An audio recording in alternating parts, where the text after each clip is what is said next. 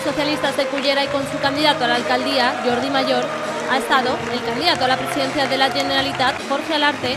y también el vicesecretario general del PSOE, ministro de Fomento, José Blanco.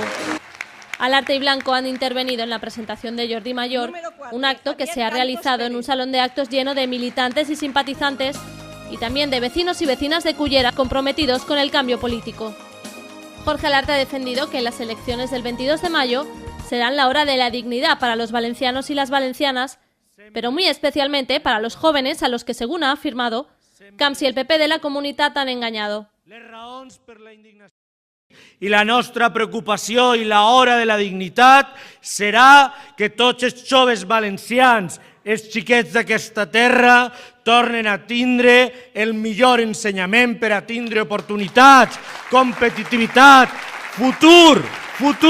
i futur per a la nostra terra.